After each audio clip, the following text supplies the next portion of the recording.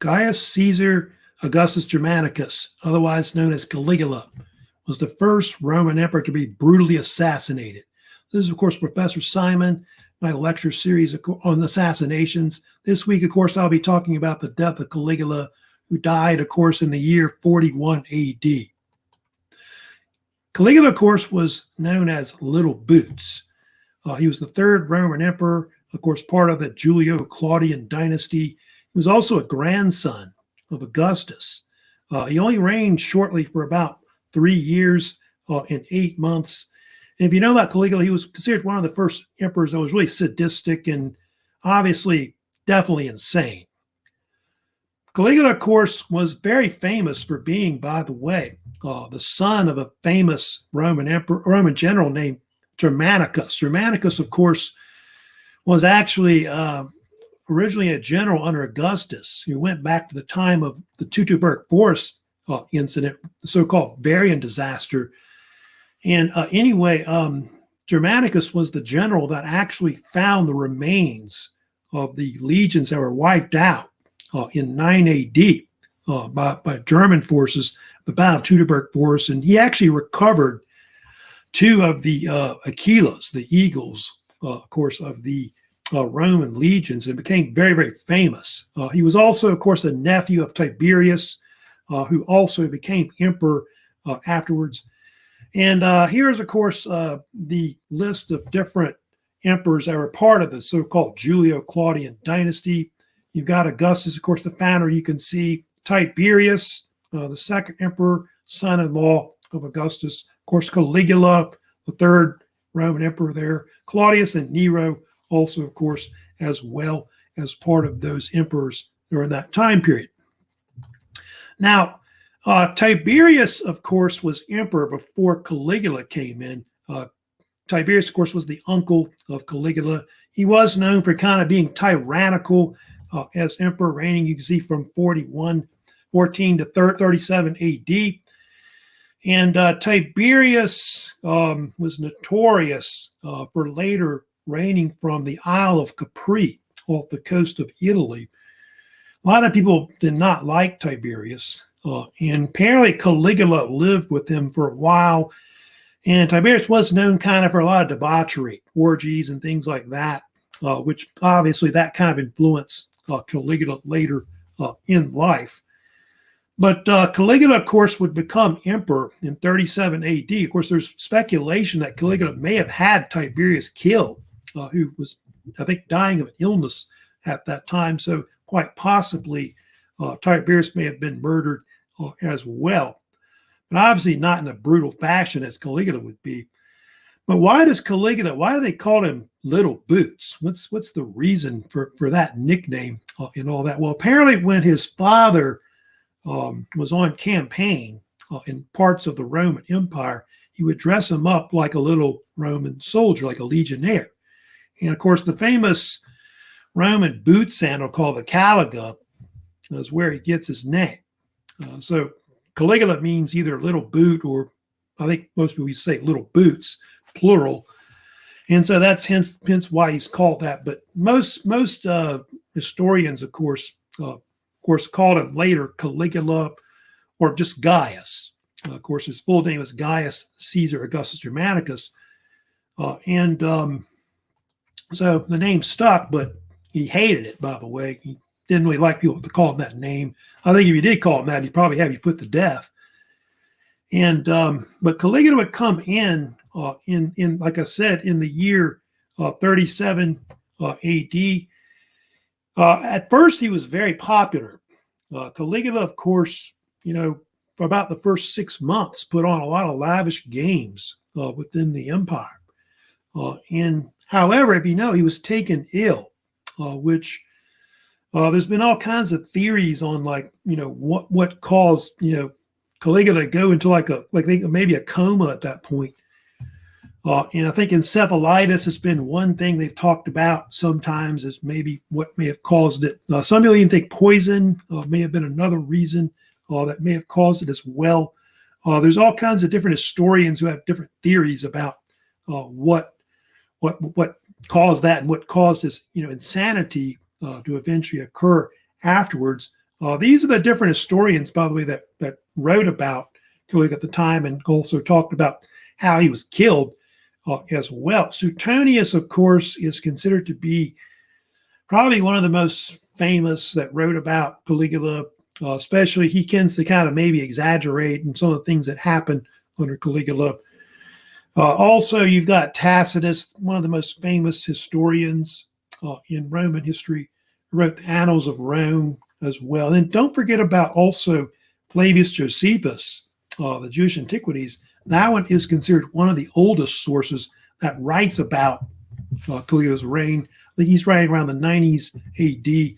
The other ones are writing maybe like early 2nd century, a little later.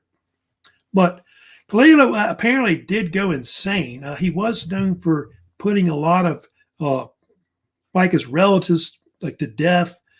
He actually was notorious for, like I said, he was very insecure about having a bald spot on his head.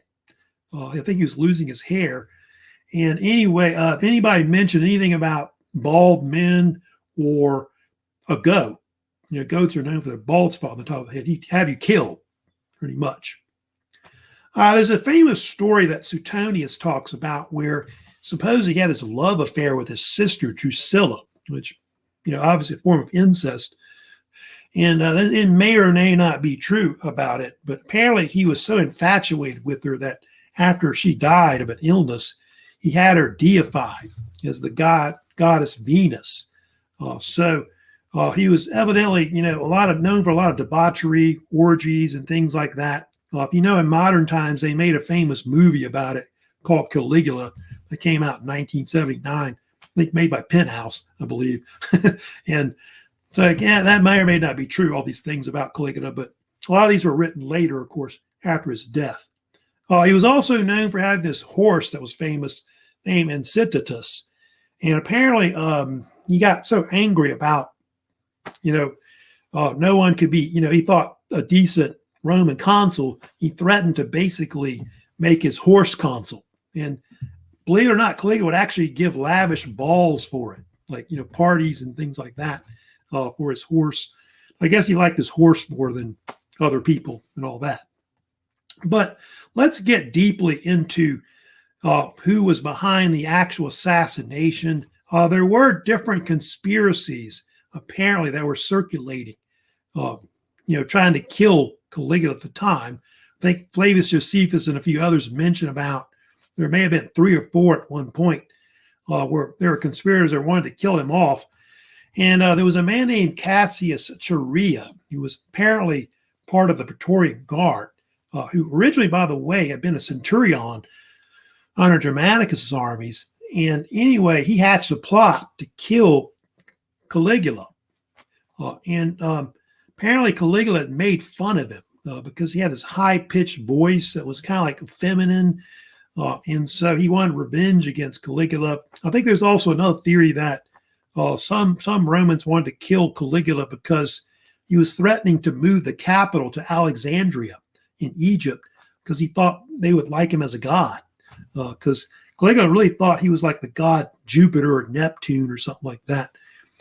And so they think that's may have been the different reasons of why maybe Caligula was murdered in 41 AD. At the time, there were some games going on, by the way, in January of that year called the Palatine Games. And apparently in a corridor that was underground between where the games were in the Imperial Palace on the Palatine Hill, that's where they ambushed him. And anyway, the Praetorian Guard basically would end up killing him. And I don't know if you know much about the death of Caligula. It has been compared to the death of Julius Caesar, who was killed in the year 44 BC. Both Caligula and, of course, Julius Caesar were stabbed about 30 times. And what's really weird about it is that both were killed by conspirators that had the same name, which is Cassius. They had another Cassius named Cassius Longinus, I think, that was real known. Of course, Brutus and a few others that were behind it. And so you got this other Cassius that also killed, of course, Caligula as well. They didn't just kill Caligula. They killed his wife. They killed his daughter. They wanted to make sure, basically, that none of his relatives survived. And so Caligula is actually seen as one of the last direct descendants going back to Julius Caesar's time. Pretty much the rest of the Julio-Claudian dynasty is not related back to them. And they had wanted to kill his uncle too. His uncle was Claudius, who became emperor afterwards in the same year, 41 to 56 AD, you can see there. And anyway, apparently Claudius, hid in the palace and maybe behind a curtain or something like that. And so basically the guard that was loyal to Caligula still found him. And there's a very famous painting that was done, I believe, in the late 1800s by this British painter named Sir Lawrence Alma Tadema. It kind of depicts, Claudius, begging for his life as the imperial guard find him and say, "Hey, you're emperor now," basically. And so that shows the power of the Praetorian Guard. The Praetorian Guard, pretty much the military decided who the Roman emperors would be. And so that's how Emperor Claudius ends up, becoming the next Roman emperor, the fourth emperor. And I think there was talk of maybe restoring the old Roman Republic the way it was before. But I think when, pretty much Claudius came in, they decided that was not what's going to happen, And so from there, they continued the Roman Empire. And I think most Romans, like senators and other Romans, wanted to forget who Caligula was. They tore down his statues. And so they don't really have another emperor like this, that's really that crazy until probably Emperor Domitian that comes in the late first century. But that's basically, Caligula was one of the first of these Roman emperors that would be brutally killed in some kind of fashion like that. So if you have a comment, of course, question about this lecture, let me know. If you have any course, comments, questions about, any kind of new kind of lecture you want me to do on assassinations, please let me know.